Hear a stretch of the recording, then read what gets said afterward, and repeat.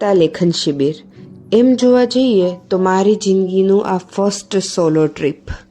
હા, એમ તો હું મમ્મી પપ્પા સાથે, ફેમિલી સાથે, બધા સાથે, ફ્રેન્ડ સાથે અલગ અલગ ટ્રીપમાં ગઈ છું, પણ આ આપણું પ્યોર સોલો ટ્રીપ હતું. તો સુરતથી અમદાવાદની ટ્રેન લીધી અને અમદાવાદ કાલુપુર સ્ટેશનથી આપણે મસ્ત મેટ્રો લઈને પહોંચી ગયા વનચેતના ભવન, જ્યાં અમારી આ શિબિર જે હતી એ રાખવામાં આવી હતી. અને આ મારું પહેલી વાર જીવનમાં મેટ્રોનો અનુભવ હતો, ખાસ કરીને અમદાવાદની મેટ્રો. ખૂબ જ સરસ સગવડ છે. ત્યાં અક્ષરધામથી માત્ર 30 રૂપિયામાં અમને વાર્તા લેખન શિબિર પર લઈ ગયા હતા, જે ખૂબ જ શાંતિમય અને ખૂબસૂરત જગ્યા હતી. આ તમને જે દેખાય છે એ અમારી હોસ્ટેલ છે. Guys, so right now I am at Van Chetna Sanshothan Kendra, Borij Gandhinagar, and here I am specially for the Varta Lekhan Shibir. જાદુ શીખો છે ને તું આવો મારી સાથે. ગુજરાત સાહિત્ય અકાદમી દ્વારા આવી જ એક વાર્તા શિબિર અને મારા ધર્મેન્દ્રભાઈ તો બેઠા છે અહીંયા. 2012માં અમે ગુજરાતમાંથી બધા વાર્તાકારો ભેગા થયેલા અને ગ્રામ ભારતી અમરાપુરમાં આયોજિત થયેલું અને અમને બધાને નચાવ્યા હતા. એણે કહ્યું દરવાજેથી નાચતા તમને નચાવ્યા કે નહીં? કે વાર્તા સીધી રીતે ના આવે, તમે સીધી કેવી રીતે પ્રવેશ કરો?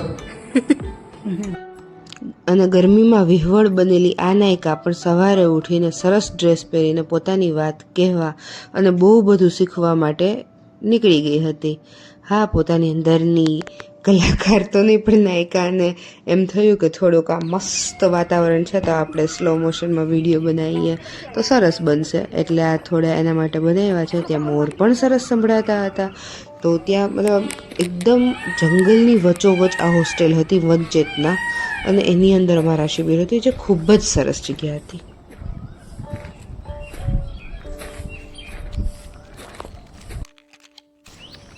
જે મારી પાછળ તમને દેખાય છે ને એ ગાઢ અરણ્ય છે.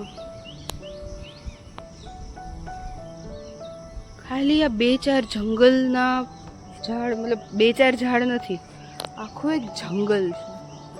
અને જંગલની ઉપરથી ચાલવા માટેનો આ બ્રિજ. ક્રિએટિવિટી જો કે નહીં, આપણે જંગલને નુકસાન નહીં કરીએ, એના પર બ્રિજ બનાવશું. માણસો એના પર ચાલીને જોશે કે કેવું છે. ત્યાં કેમ્પ સાઇટ છે, ચાલો જઈએ.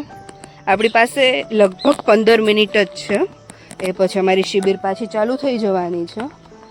પણ આ જગ્યા તો એક્સપ્લોર કરવી બની છે.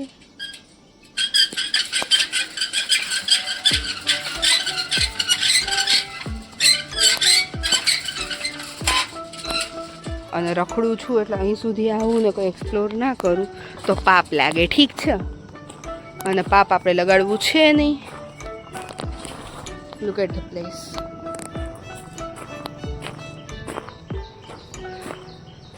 શિબિર અમારી ચાલુ થવાની છે લગભગ 15 મિનિટમાં, એટલે થયું કે 15 મિનિટમાં જેટલું ફરાય એટલું ફરી લઈએ. અહીંયા કેમ્પ સાઇટ કહે છે બધા, તો ચલો કેમ્પ જોઈએ કેવો છે. કારણ કે કાલે તો કંઈ એવો સમય મળ્યો નહીં કે એક્સપ્લોર કરી શકીએ, પણ એક્સપ્લોર કરવું પણ જરૂરી છે. બીજું ઘણું બધું છે આજુબાજુથી મસ્ત યાર. મોરના અવાજ આવે છે. સુરતમાં તંબુરો કે મોર સાંભળવા મળતા હોય તો અલગ અલગ કેટલા પક્ષીઓ. એમ મને લાગે છે એક સરસ જગ્યા છે અને એક દિવસ ફક્ત અહીંયા ફરવા આવાય. એ મોર છે ત્યાં સામે. એટલે જો હું ત્યાં પહેલા દિવસની વાત કરું તો ત્યાં જતાની સાથે જ આ 3 છોકરીઓ મારી રૂમમેટ બની ગઈ હતી, અલ્પા મેડમ અને ક્રિષ્ના.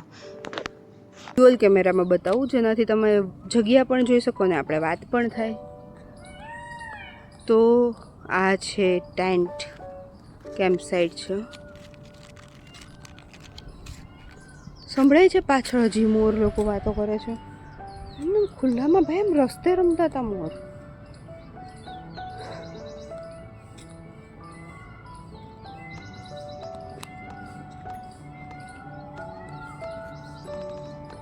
ખબર નહીં આગળ હજી કેટલું છે. અલગ અલગ નામ આપ્યા છે. સી લાયન, ડોલ્ફિન, પેલી side beer, leopard, crocodile.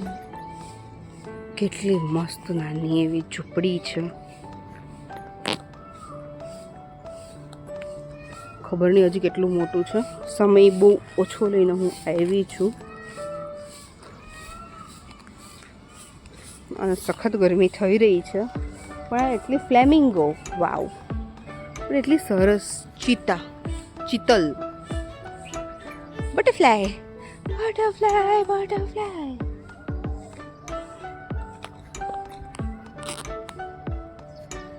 Okay, ladies toilet. અચ્છા, પતી જાય છે. આટલું જ છે એમ ને? હશે બીજું બી ઘણું બધું એમ. એક્સપ્લોર કરવા અમને 5 વાગે લઈ જવાના છે, ત્યારે જોઈએ કે કેટલું છે. અત્યારે તો આપણે આ સેલ્ફ એક્સપ્લોરેશન કર્યું છે એ હિસાબે આટલું જ મળ્યું છે મને. બટ તો બી મને આ બહુ એમ અનએક્સપ્લોર્ડ વસ્તુ હતી કે આવું કંઈ અહીંયા ગાંધીનગરમાં છે. મેં ક્યારે આવું કંઈ ખાસ ગાંધીનગર વિશે જોયું નહીં હતું, સાંભળ્યું નહીં હતું. હવે મજાની વાત એ છે કે જે મારી રૂમમેટ હતી ક્રિષ્ના, જે હવે ઘણી સારી મિત્ર છે, એ અને મારામાં માણસો કન્ફ્યુઝ થઈ જતા. ઘણા પૂછતા હતા કે શું અમે ટ્વિન્સ છીએ કે શું. સો અમારો એ દિવસ આખો અનલર્ન, લર્ન અને રીલર્ન કરવામાં રહ્યો છે. એ પછી રાતના સમયે અમે લોકો અહીં બેઠા હતા અને જોતા હતા કે અમારા જે બીજા વિદ્યાર્થીઓ છે એની અંદર કયા ટાઈપની કલાઓ છે. કોઈ ગાયક હતું, કોઈ કવિ હતું, તો કોઈ ત્યાં મિમિક્રી આર્ટિસ્ટ હતું. બધા પાસે પોતપોતાના અલગ અલગ ટેલેન્ટ હતા. ત્યાં કોઈએ ગાયું કે કાળી વાદળી તને વીનવે, અને કાળી વાદળી માની ગઈ અને અમને લોકોને પલાળી દીધા. અમે પણ મસ્ત મોર બનીને પલળ્યા. આભમાંથી ધીરે ધીરે સતત અવિરત થાય જો એમનો દીદાર તો ધોધમાં રહી અંતે મતી અટકી રહી. આખા બ્રહ્માંડ જેને ઘડ્યું એના ઘર કોને ઘડ્યા કહે છે કે. અને એ રાતે શાસ્ત્રો કહીએ કે કવિતાઓ કહીએ કે વિચારો કહીએ, એનો એટલો સમન્વય થયો છે કે લગભગ રાતના 3-3:30 વાગ્યા સુધી અમે લોકો બેસીને ફક્ત સાહિત્યની, કવિતાઓની, લેખકોની વાતો કરી છે.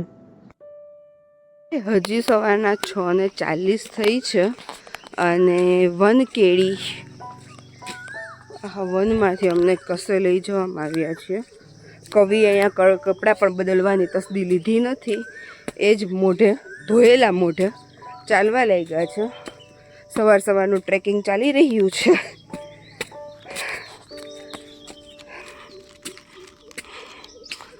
કાલે સાંજે વરસાદ આવ્યો હતો એટલે ઘણું નયન રમ્ય દ્રશ્યો જોવા મળે છે. કાચી કેડી છે ભાઈ. કોઈ દીકરો છે, દીકરો આવે છે એનો શિકાર કરવાની કોશિશ કરશે તો શું કરે છે, પોતાનો જે પીઠવાળો ભાગ હોય છે ને એ દીકરાને આગળ ધરી દે, એ પોતાના ફેસને બતાવતી નથી. દીકરો જે બાજુ પડશે એ સાવડી પણ શું કરશે, એ બાજુ કર્યા કરશે. અને અચાનક દીકરો વધારે પડતો એને બચાવવાની કોશિશ કરશે, સાવડી શું કરશે, અચાનક દોડે. જેવી દોડવાની શરૂઆત કરશે એટલે લેપર્ડ હા એની રીતે બરાબર. હવે આ છે અમારી કેમ થાય, મેં ઓલરેડી વાત કરી છે. બીજી વસ્તુ કાજુનું ઝાડ જોયું છે બધાએ, કઈ વાંધો નહીં, કાજુ આવ્યો પણ નથી, પહેલી નજર પહોંચી ગઈ છે. આ છે કાજુનો ઝાડ, પણ આપણા જે પૂર્વજો છે ને રહેવા દેતા. कलम वाली बाई सही कहती कलम से लिखना ही चाहिए. कुछ सीखने को मिला, कुछ सिखाने को मिला ओए. લખવામાં આવે છે બરાબર. મોસ્ટલી અમે જેટલા પણ ડેકોરેશન ને બધું કરવાનું હોય ગાર્ડનનું, ત્યાં તમને યુઝ થતી જોવા મળે. બીજી એક તમને ઔષધિ વાત કરું તો પાછળ તમને એક હાર્ડ સાકળ તમને જોવા મળે છે બરાબર. પેલા ઝાડના લીમડાના ઝાડ ઉપર તમને લટકતી જોવા મળે. હવે હાર્ડ સાકળનો અત્યારે આપણે જ્યારે પણ પ્લાસ્ટર થાય એટલે આપણે ડોક્ટર પાસે પહોંચી જઈએ, મસ્ત મજાનો બાટો બાંધી દે.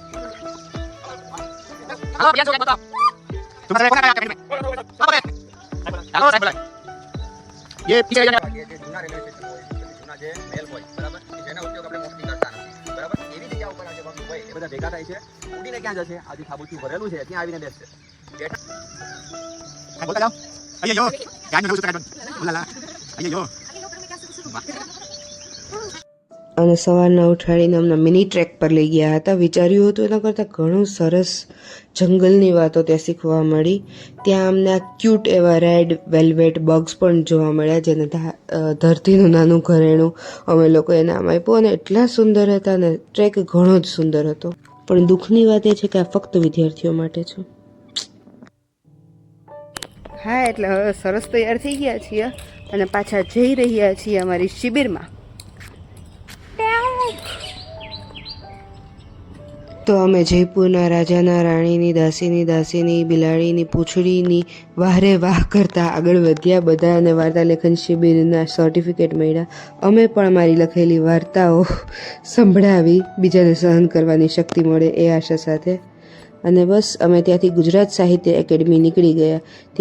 ત્યાં મતલબ કિતાબનો મેળો હતો, બહુ બધી બુક્સ જોઈ. અને બસ ત્યાંથી અમે પાછા સુરત આવવા નીકળી ગયા. અમારા ટ્રેનમાં બેસી ગયા. બાય ધ વે, આજે તમને દેખાડ્યું છે સાહુડીનો કાંટો છે.